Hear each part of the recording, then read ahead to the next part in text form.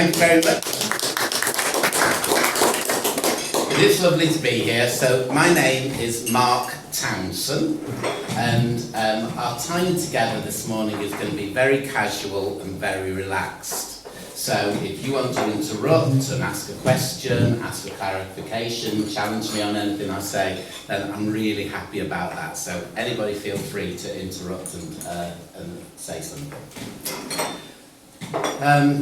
I want to start with a couple of Bible verses which just frame a little bit for my life.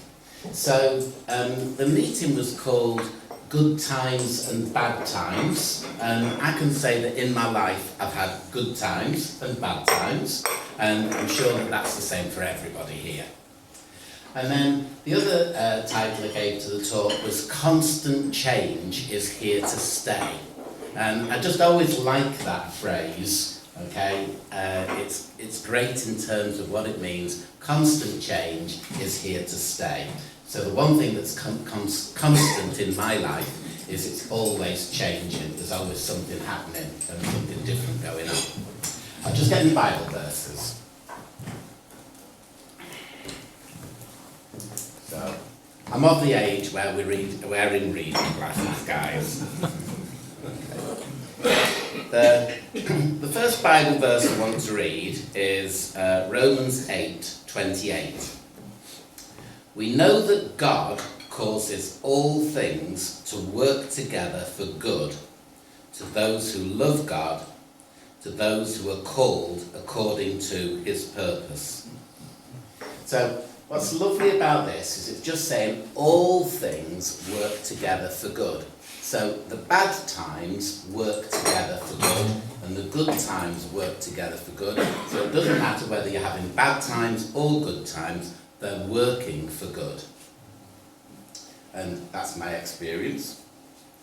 And then the other Bible verse I've picked for us this morning is 2 Corinthians 1 and verse 3 and 4. It says, "Blessed be the God and Father of our Lord Jesus Christ, the Father of mercies and God of all comfort, who comforts us all in our affliction, so that we may be able to comfort those who are in any affliction with the comfort with which we ourselves are comforted by God." And I've always seen that when I've had a bad time, God's helped me. And the reason God's helped me in that bad time is so that I can provide that same help to somebody else when they're having their bad time. So, straightforward, God comforts us in all our affliction, so that we may be able to comfort those who are in any affliction with the comfort with which we ourselves are comforted by God.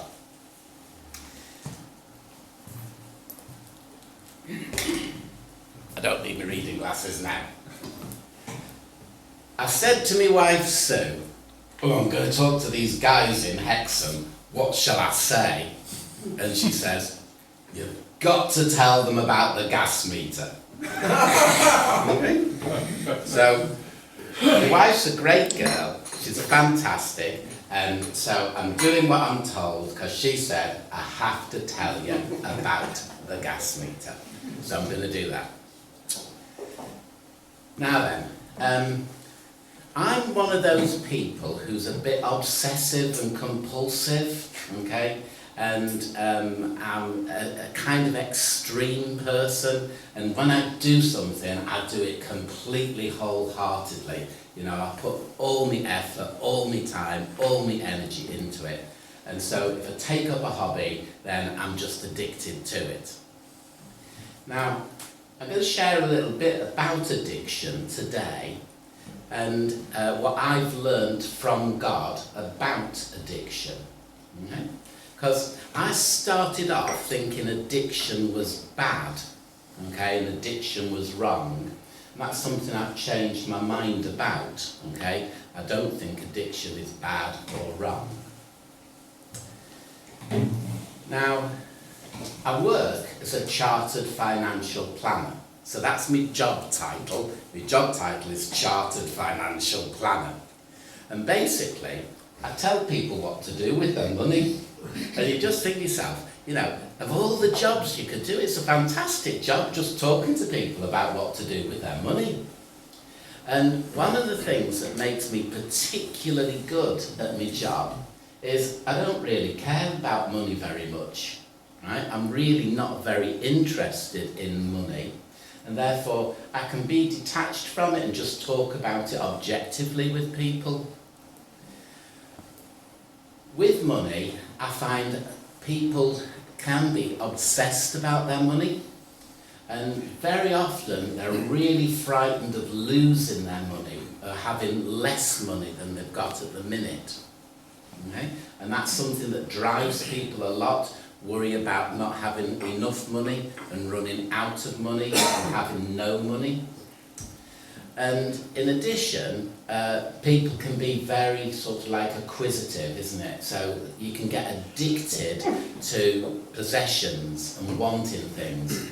And it's really, really common in life that you see somebody and they're struggling to achieve something financially, a goal or an objective or getting a house. And then once they've got that, then they're straight on to the next thing. They want something else. And when you get what you want, it doesn't actually then think, oh, I'm satisfied now. It makes you want something else and you want to go on and achieve the next thing or gain the next item. Sort of like, so if you've got your house, you then want your car, you then have to have the right holidays, and you have to have your house furnished correctly, you've got to be wearing the right clothes, you get all this kind of stuff with people. So I know that people get addicted to that acquisition sort of like trail of wanting more and more things. And like I say, that's really coupled with this sort of like counter side, people worrying about not having enough money. Now then, a long time ago, okay, then I was at university with David Kennedy, who's sat here, okay, and David and I studied theology together at Durham University with my wife Sue. She was also studying theology at Durham, and that's where we met. And at that time, one of the things I decided to do was to embrace poverty. Okay? So I'd just come from a normal family. Okay? I'd become a Christian when I was 15, and when I went to university at 18, 19 to study theology, I decided to embrace poverty.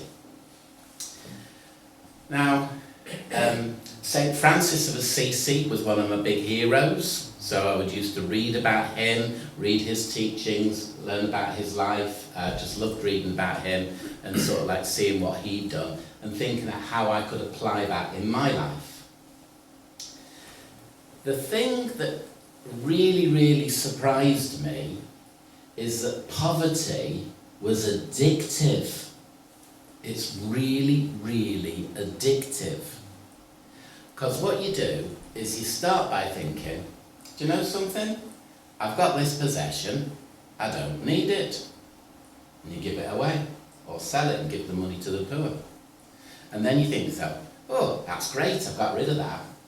Then you think, wonder what else I could get rid of. Right? And so you start looking around and you think, oh, I don't need that. And you get rid of that as well. And it becomes absolutely addictive of trying to have less and less and less.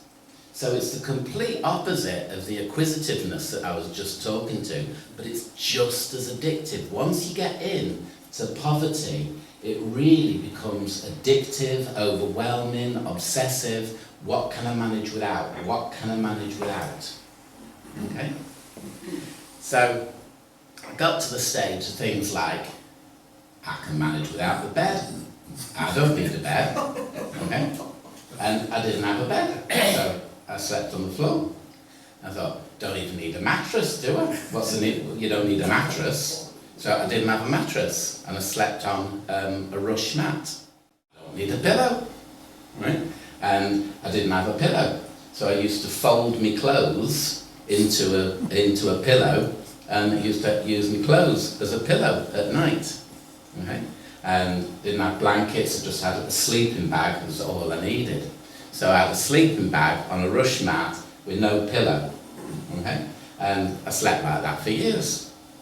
And this is sort of like how the addiction on poverty and embracing poverty is overwhelming on you if you just keep going and going and going. What can you manage without? What can I do without? What don't I need? And I went down that whole route. Now then, what woman in the world is going to marry me? Okay? Well, the answer was Sue Taylor. Okay? She was going to marry me. And I said to God, I said, this isn't going to work, is it, God? Okay? It's really not going to work. You know, I sleep on the floor with no pillow. You know, I'm going to marry Sue. That's not going to work, is it? And God said to me, just so clearly, he said, I'm making something new. Okay? I'm taking Mark, I'm taking Sue, and I'm going to make something completely new in this marriage of Mark and Sue together. Whilst I was going through this conversation with God, Sue was saying to God, this isn't going to work, is it, God? Okay? It's really not going to work. You know, is he sleeping in my bed or am I sleeping on his floor? Okay? And Sue was saying to God, this isn't going to work. And God just said to her, don't worry about that. I'm making something new. This is something brand new that's coming. Don't worry about it. Okay? So, Sue slept on the floor. Okay? That is what an impressive woman she is. She didn't want to sleep on the floor, she didn't like sleeping on the floor, but she slept on the floor, okay, with me. And I just carried on embracing poverty and being married and inflicting a bit of that stuff on Sue. Right? Now, the story goes, we had this friend Gwen, and Gwen had her second child, contracted breast cancer, and was terminally ill. But through that whole process, she became a Christian and she gave her life to the Lord. It was fantastic, though tragic. And Gwen, I went to visit her in hospital, and she says, I'm too tired to read my Bible. I just want to listen to a tape of somebody reading the Bible to me. And she says, I really like the book of Romans, okay, and I'd just like to have a tape of Romans. And I said, don't worry, Gwen, I'll get it. Okay? Now, Sue and I were very poor because we gave everything away. Okay? And it was obviously a long time ago, so I thought she's got to have a Walkman with a tape for Romans. So I said to my friend, have you got a Walkman I can borrow? Because obviously I didn't have a Walkman. And my friend said, yeah, you can borrow my Walkman, no bother, Mark. So he gives me the Walkman, and I think, fantastic. And as I'm going out, he says, oh, there's no batteries. Okay, so I think, oh, right, okay, I've got to buy batteries for this Walkman. Now, Sue and I lived in a basement flat in South Shields, which was quite cold and a bit dark, okay, and we had a baby, right, so we had a baby, and in this flat there was the gas meter. And the gas meter took 50 pence pieces. And because we never had any money, we only fed it 150 pence at a time. So we put 50 pence in, and when it ran out, we put the next 50 pence in the gas meter. And that's what we did. We always just fed it the 50 pence. Every time it ran out, we would put the next 50 pence in. Anyway, I went to the shop to buy the batteries for the Walkman to give to Gwen, who was in hospital. and the batteries were £1.96, and I had £2. That was 4 50p pieces I had. Okay? So I saw that was a clear sign from God I should buy the batteries. I had £2, 4 50p pieces in my pocket. The batteries were £1.96. I could easily get them and take Gwen the Walkman. Now, this was a Friday, and I went home and I said to Sue, I haven't got any 50p, okay? I've bought these batteries for the Walkman. And Sue said, well, the meter's going to run out tonight, okay? So what are we going to do all weekend? And I said, we won't worry, okay? We won't worry. The meter didn't run out on Friday night, and so on Saturday morning when we get up, okay, Sue says, oh, I'll give you this bit. Sue's got me onto a mattress on the floor at this stage, okay? So now we've got a baby on a mattress on the floor, okay, so we'll compromise. She Saturday morning she says, well, the meter's going to run out this morning, okay? Didn't run out. Saturday afternoon, didn't run out. Sunday morning, didn't run out. Sunday night, it didn't run out. Sue couldn't believe it. She could not believe it, because she knew how long 50p lasted in our meter. Okay? On the Monday morning, we got a letter through the post from our friends, Rob and Sue. And it just said, we were just praying for you, and we felt that God told us to send you £25. And so we had a cheque for £25. We were sat looking at it, and the gas meter ran out. Okay? So Sue sent me down the bank to cash the cheque and to get some money to come back and put the gas meter on. Now, Sue said to me, I have to tell you the story about the gas meter, because it was just like the Old Testament story about the widow's cruse of oil, okay? It just never ran out. And that was absolutely a life-changing moment for Sue, okay? When I gave away our 4 50p pieces that we had for the meter, okay? And she always comes back to that as an anchor in her faith.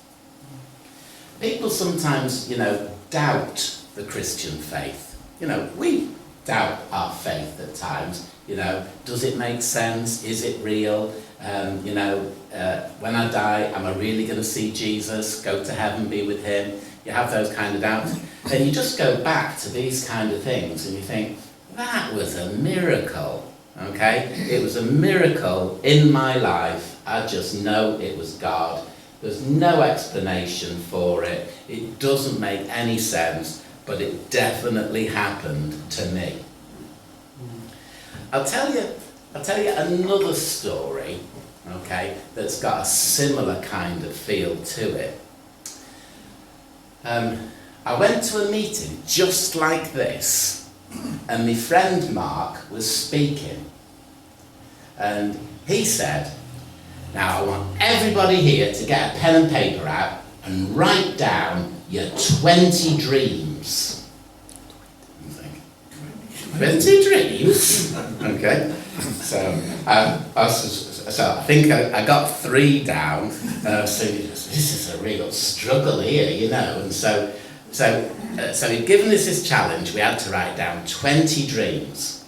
And I was trying to find things. And when I got down to dream number 7, I thought, run an orphanage. I'll put that down on my list, run an orphanage. Because I love kids, really, really, really love kids.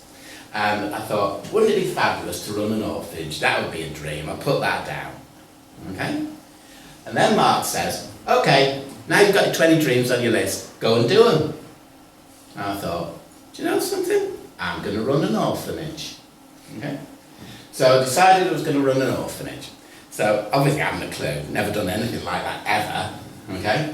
But I started finding people who wanted to help me run an orphanage, and we ended up running an orphanage in Poland. Okay, so a friend of mine, Ursula, had a cousin in Poland, Irek, okay, and then we ended up running an orphanage with him and his wife Renia in Poland.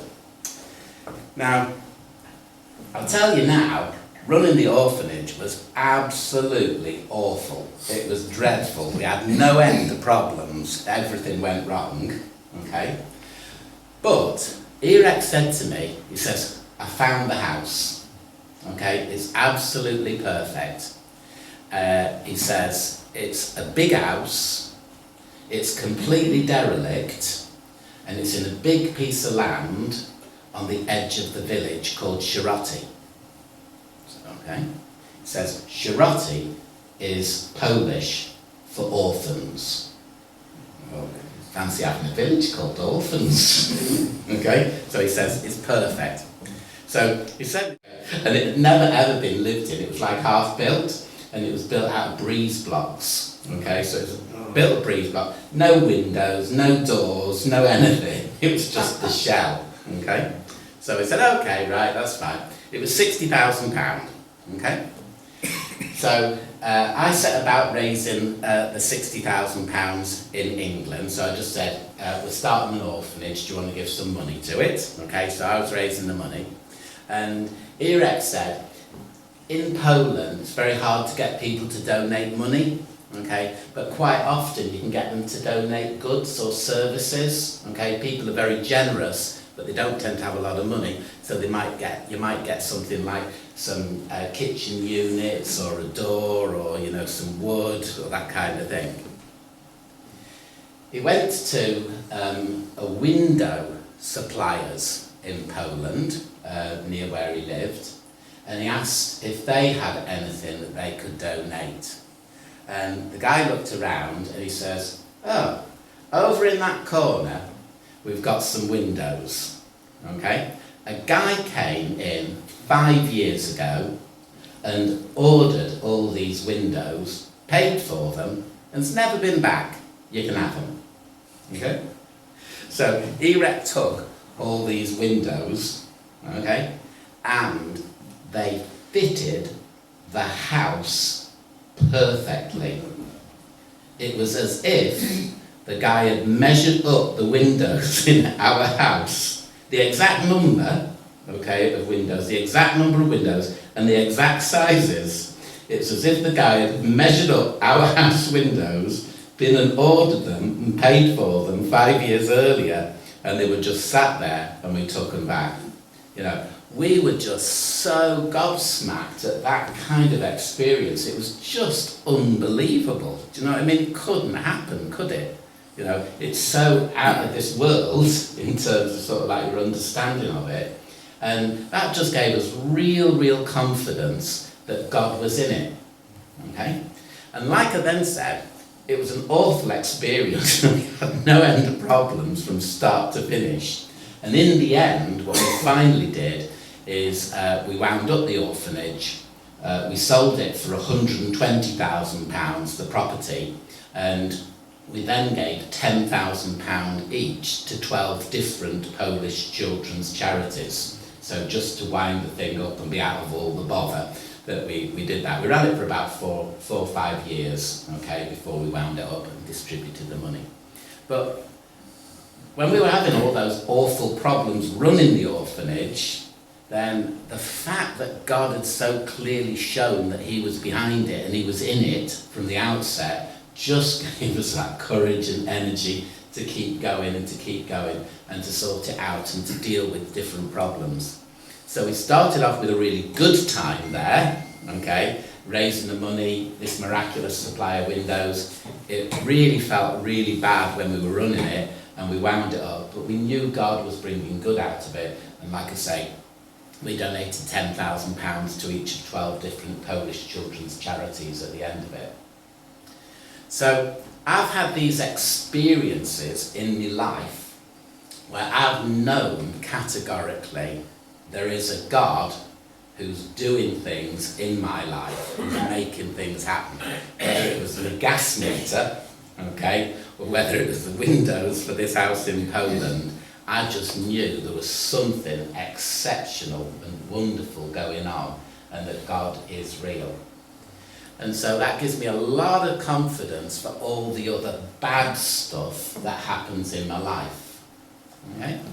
One of the obvious bad things I've had happen is my daughter got cancer when she was 21 years old, and it just felt all the wrong time, okay, and the wrong thing. When she was 19, she was applying for university, and she got a place in London, and so she was really thrilled at getting a place at a top university. And at the last minute, she said, I don't want to go to London, I don't want to leave home, I'd like to stay at home. And she switched to Northumbria University. And at the time, we felt really disappointed for her for just curtailing her life like that and not going to London and stretching her wings and to stay at home. But when she got cancer at 21, we were so pleased that she hadn't gone to London, because she might not have been able to get a doctor and get the diagnosis that she needed down in London, you know, because there were problems at the time, and we were just so glad that she'd been at home with us in Newcastle, and we were able to sort of like get the diagnosis and get her treated. And my daughter has never ever left home, okay? So I think she's 36 today, okay, 36 at the moment, and she's never ever left home. So her husband moved in to live with us, okay, and she's had 2 children, okay, who live with us. So I've got a 10-year-old grandson, 6-year-old granddaughter, and although my daughter's had 3 miscarriages, she is pregnant again at the moment and expecting her 3rd child. So we're absolutely delighted, absolutely thrilled. And we've had to build a big extension on our house, okay? So our house is massive. So for somebody who's embraced poverty, I have a 5-bedroom house with 5 reception rooms, okay? And so it's really big, okay? And we filled the entire house, so that our 5 bedrooms are all going to be occupied. So we're going to have to turn one of our reception rooms into a 6th bedroom for guests. But God has just always blessed us, and we've always had more than we needed. Always had more than we needed. And that's always been our testimony. We've never lacked anything or been short for anything, and God's blessed us so much. And I know that when I'm advising other people on money and their finances, they don't have these same quite experiences that I've had, but they've had their own experiences. And I just pray for everybody that they just know that money isn't really that important in stuff. Here in the room, everybody has a different amount of money today. And we don't know who's got lots of money and who's got very little money or whatever. But on the day you die, you're all going to have the same amount of money as each other. And that is key. You will all have exactly the same amount of money as each other on the day that you die. And so that is going to be 0. Okay? When you go from this earth, you will have no money. Okay? It will all get left here. And there might be people fighting over it here, because I experience that kind of thing when my clients die, okay? So there might be people fighting over it, but you will not be thinking about your money when you die. You'll have other things on your mind, okay? One of the things that I've struggled with in my life is heaven and hell. So that's always been something that's sort of like bothered me, you know. And you get people say to you, where they're challenging your faith are, how could a God of love allow all these awful things in the world? And how could a God of love, have a place like hell? And so it's something that I've chatted to God about, and I was particularly helped by the C.S. Lewis book, The Great Divorce. Okay? And what I've learned and discovered is that at the minute I live my life with God. But I know there's other people who don't live their lives with God, okay, and they choose to leave him out of their life and not include him in life. And what I've learned is that after I die, I will just carry on living my life with God. But it will be absolutely overwhelming and great for an addictive person like me, okay, that it will just be absolutely inundated with God in my life. So I've got God in my life at the moment, but there's bits where I sometimes keep him out of that bit of my life and think, I don't want you to interfere too much here, God. Okay, so I've got those bits. And there's bits where, I don't sort of like fully connect with God on that issue that I'm facing at the minute. But when I die, his presence will be absolutely immersing, and I'll just be full of God in my life all the time. And so that to me is what heaven is, just being immersed in God, having him fill every bit of you and just full of his life. And of course one of the things is that, I am going to shine. I will be radiating, okay, because I will be so full of God. So just like Jesus in the Transfiguration, when he's with Moses and Elijah, they all shone, okay, then that's what's going to happen with me. I'm just going to shine because being filled with God will just make me so, so bright. And so what I learned is that hell is just the opposite, okay, and hell is just a complete absence of God. So if people are living their lives without God at the minute, then after they die, they'll just carry on living their lives with a complete absence of God. And so that's why it feels so dark and empty, because there's just no God present in their lives. Something that I've come to of just sort of like understanding this thing about heaven and hell. I said I was just going to tell you what I've learnt about addiction. Okay? So I know that I'm an obsessive and I'm an addictive person.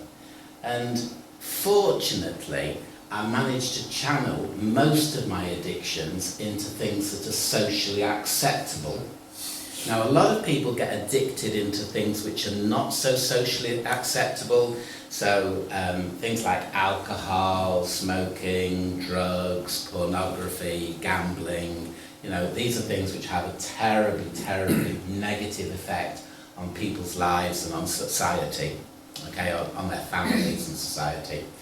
And things that are more socially acceptable are things like you can get away with being a shopaholic, can't you? Okay, and you can really get away with being a workaholic. Okay, so I've been able to channel a lot of my addiction into being a workaholic. Okay, and if ever I've needed more money, I've always just thought I could just work harder. Okay, if I work harder, work a bit more, work a few more hours, then I could earn some more money, and then we can fund whatever it is, fund something for us, fund something to give away. We can always make more money. So what I learned is that addiction is actually God's plan for our lives. God made us to be addictive people. It's correct that we are addictive, okay? All that happened is God made us to be addicted to righteousness, okay? So that was the plan and that was the purpose. God made us to be addicted to righteousness. And as you know, with sin in the world and the fall from Adam and Eve, a lot of the stuff of what we're meant to be gets distorted. And that kind of distortion includes that we get addicted to the wrong things. So instead of being addicted to righteousness, that our addictive personalities addict us into the wrong areas instead. And part of living your life with Jesus is to get back into being addicted to righteousness, which is the right kind of addiction. Okay? So what you do is you do something right, and then you think to yourself, that was great, I want to do something else that's right. And then you think to yourself, this is fabulous, I've done two things right, let's find something else I can do right. And you just keep doing things right, and you get addicted into righteousness, okay, which is the correct form of addiction to have. So that would be part of my challenge for everybody here. Get yourself addicted to righteousness, because that's the right thing to be addicted to. That's better than being a workaholic too. Just somebody tell me what time we're on, because I'm not... 9:40. Okay, I'll finish too. Okay. One of the tragic things that happened is my sister Jan, her first baby didn't grow and develop properly, and it turned out he had a brain tumour, so he never was able to walk, he was never able to talk, and he died just before his 4th birthday. Now, everybody said to me, oh, that's tragic, that is so sad, isn't it? You know, what a waste of a life. So you can hear all the things people say, okay? So people said all those kind of things that you say when somebody who's died and they're not even 4 years old. So I thought to myself, I've got to have an answer for this from God, okay? So God, you have got to tell me about why people die at 3 years old and what I need to know. So God was very good, and he explained it to me in a way that I could understand. And what I learnt is that everybody dies prematurely. Okay? Now, when people die in their 90s, other folks say, they had a good innings, okay? Also, they had a good life. And people seem to think that 90 is a good age to live to, or 104, you know? Well, made it past 100, she did, okay? And people think that that's a good innings. And that 3 is a tragedy because it's a life cut short and not lived. What God showed me is that dying at 3 was premature, and dying at 100 was premature, because God's standard was over here, and his intention was to live forever. Okay? So when he made us, we weren't going to die. Okay? He made us as people addicted to righteousness and people who were never going to die. And so, when death came in, and the oldest man ever died at 969, Methuselah, okay, then he died prematurely. He wasn't designed to die at 969, he was designed to live forever, was the plan. And so what I learned is that when a person dies at 100, you should be saying, what a tragedy, what a life cut short. That person's died far, far, far too soon. That is really bad. So all the stuff you say about a 3-year-old dying, you should be saying about a 100-year-old dying. It's a really, really premature life. And unless you're going to live forever, okay, then everything else is premature and far too early. And God just showed me a different time scale, okay? And big problem that we have with us as human beings is we're very caught up in time, okay? And we're so caught up in time we don't really understand eternity very well and don't have very good concepts of eternity. But I just felt that God showed me when he showed me that 100 was really young to die, okay, and even 969 was really young to die, then I've got a different kind of view of eternity and a different kind of idea for my life and a different view of sort of like, you know, that dying at 3 and dying at 100 were dead close together. They weren't much apart at all in the grand scheme of things. Okay? I think those are most of the things that I was planning to talk to you about today, guys. So unless anybody's got anything else that they want to ask or say, I could wind up here. Yeah, cheers. I'm really going to ask you about your professional life as a financial planner. Okay. I have a very modest involvement with Christians Against Poverty. I suspect that most of your work is with people who have, let's say, comfortable reserves that you plan for them. Do you feel that there is a greater need, and I take this from case studies from Christians Against Poverty, for people who are in a more poverty situation, and we're led to believe there are a great many in that situation today, who need your services far more than people who have an abundance? And how can that be matched? Okay. I certainly try not to make any distinction between the people I go to see. And people I see in my professional capacity do have very, very different amounts of money. Okay? And I just see that my job is to find out where you are at the minute and make you better off. Okay? So that would be always my position, is can I take you on a step or two along the way? And then see if we can take you on another step or two along the way. So, one of the things that would absolutely thrill and delight me, I had a lady in her early 60s who wasn't working, and she was on employment support allowance and personal and independent payment, and I helped her get a mortgage to buy her council flat. Now she was absolutely over the moon, delighted that that was like an impossibility, okay, and that the mortgage was cheaper than the rent she'd been paying as well. And so we're always thrilled to help anybody just move on a step from where they are.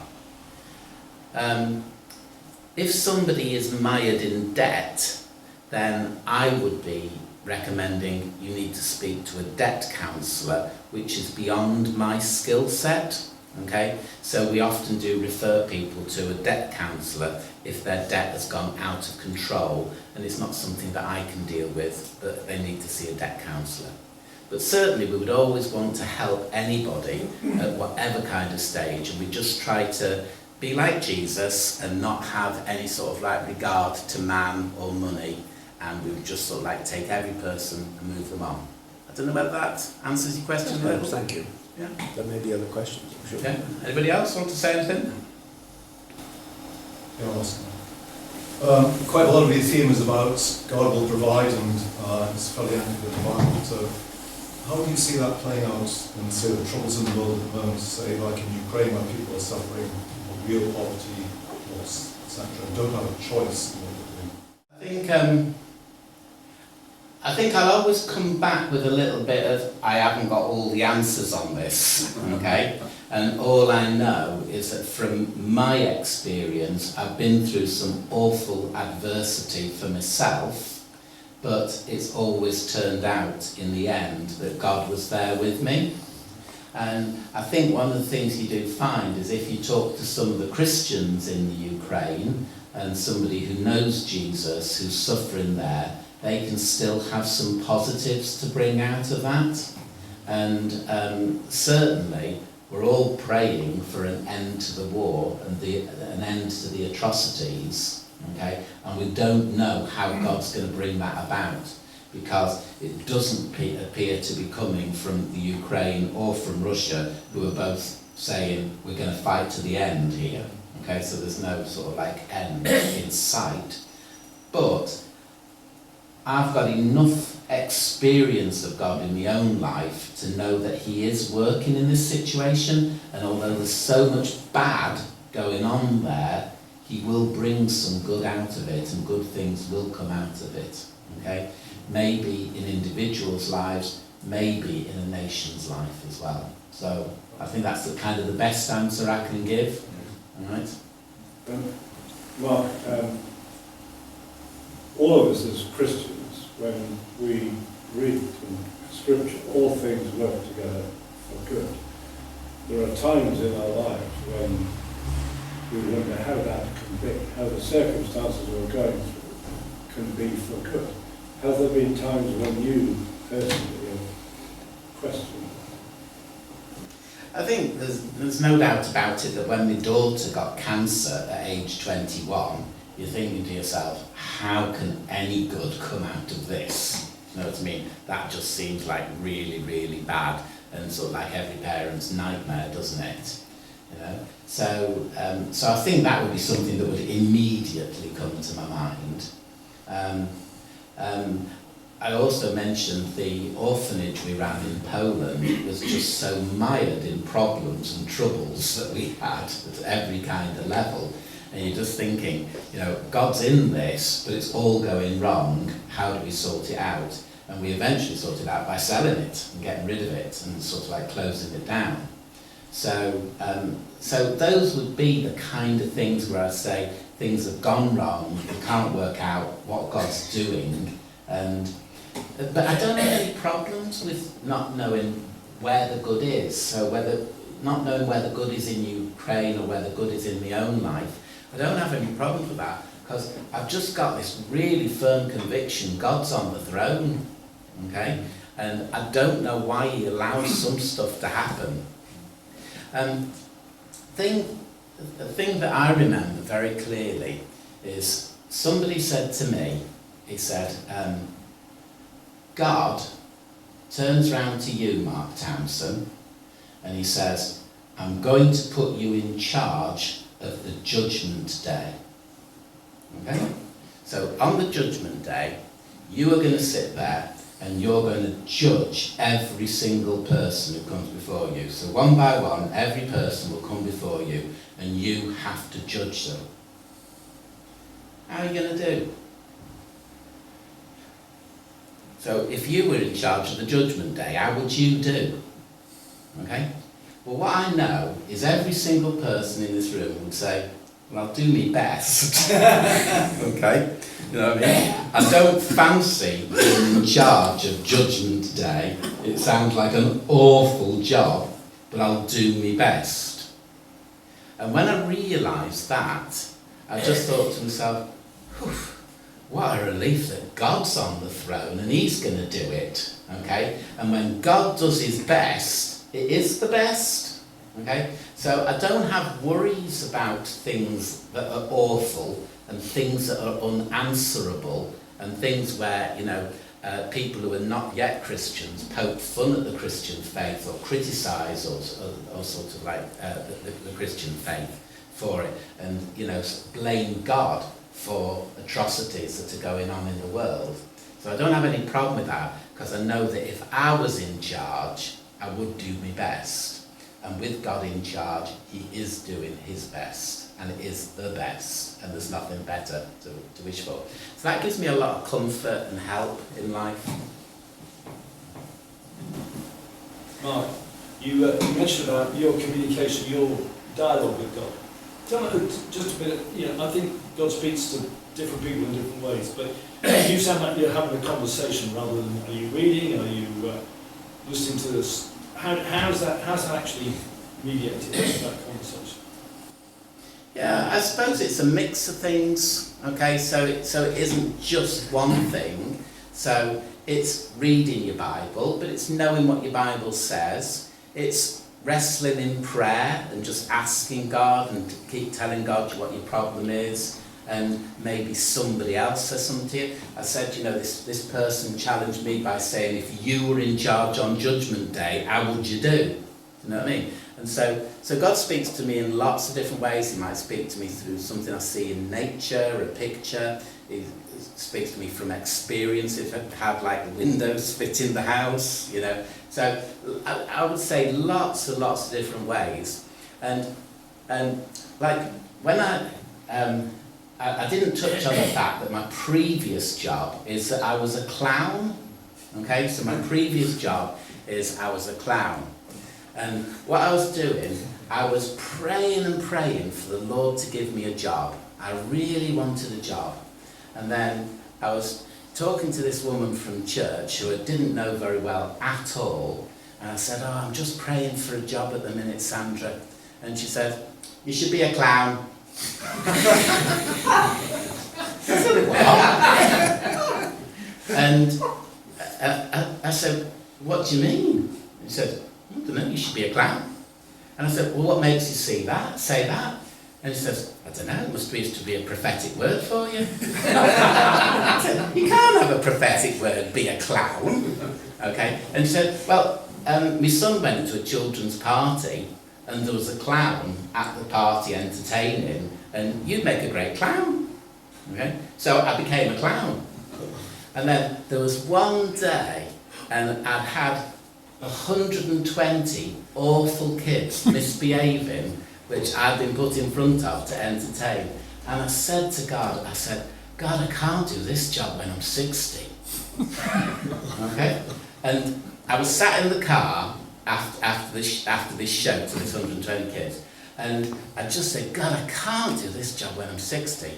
And God's voice just came into my head, so I just heard it in my head. He says, listen, I told you to become a clown. I'll tell you when to stop being a clown. And I thought, oh, that makes sense, doesn't it? That's really obvious. You know what I mean? So God wasn't asking me to be a clown when I was 60. He just said, I told you to become a clown. I'll tell you when to stop being a clown. And so the story is, right, I was saying to Sue, I'm ready to do something else. Okay, I'm ready to move on from being a clown. I was 35 years old, and I said, and I'm praying what to do. And I was going over different things. And my sister had just retrained to become a careers advisor. I thought, spot on. I said, Jan, what should I do? And she said, well, you've got a theology degree. You've been self-employed as a children's clown, and you've been a house husband and raised the children. So now you are completely unemployable.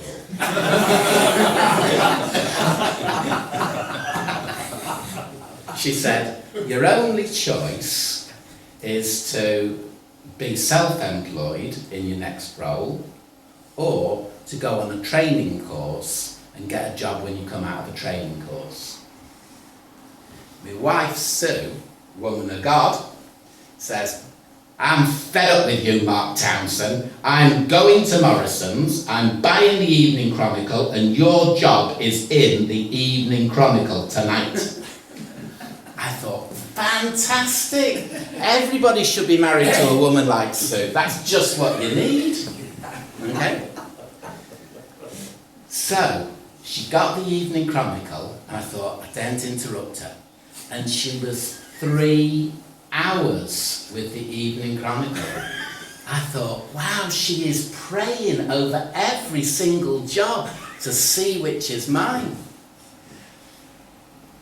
After 3 hours, she gave me the Evening Chronicle, and she says, I picked out 10 jobs. I thought, well, that's rubbish. I wanted one. Okay? And she picked out 10. Back in those days, you were allowed to be ageist when I was 35. And what she'd done is she'd looked through, and most of the jobs said under 35, no, under 30. They all said under 30 or with experience. And I was 35 and had no experience. And she had picked out of the 2,000 jobs in the Chronicle, the only 10 that didn't say under 30 or with experience. And I thought, oh, this is rubbish. She's just picked out the only ones that I could apply for with my experience. Anyway, out of those 10, 5 of them were financial services, because financial services like you a bit older, and they're quite happy to take you without experience and train you. So I applied for the other 5 jobs. Okay? So I applied for the other 5 jobs, and I got an interview with one of them, and the job you have to start next week. And I said, well, I can't start next week. And they said, oh, forget it then. Okay? So I thought to myself, oh, I'm going to have to apply for these financial services jobs. And I had no idea what being a financial advisor was like. And in my head, I thought, it might be like an accountant, and that will be hideously boring and not suitable for me. Or it might be that foot in the door life assurance salesman, like in Groundhog Day. And I think I couldn't bear having to be a life assurance salesman to get me foot in the door to sell life cover. Okay, so I thought to myself, it's going to be awful. But I went on the first financial services interview, and they came back and they said, you're perfect. They said, you're absolutely ideal for the job. Okay, and I was. Okay, they were right. And of course, it's just like being a clown. My 2 jobs were absolutely the same skill set. Because what you have to do is you have to walk into a room with 30 kids and immediately grab their attention and make them sit quietly for an hour listening to everything you say and do. Okay? So that's what I did. It was a communications job. And with being a financial advisor, you have to walk into a room in front of a couple and immediately make them find pensions interesting. Okay? So making pensions interesting for people is just the same as engaging 30 kids for an hour and keeping them quiet. Okay? So it's a communication role and a people skill thing that I do. So I do see, and obviously I make people laugh telling them that it's the same skill set for the 2 jobs, but it's just who I am and what I'm like. And I love talking. The thing, right? So an event like today, really I hate, because I was invited to come and speak here 6 months ago, okay? So I've had 6 months to get ready for today, and so I worry about it, and I think to myself, oh, I've got to prepare, what am I going to say? You know, and then I'm asking my wife Sue the night before, what do you think I should say to them? Okay, she says, tell them about the gas meter. Right?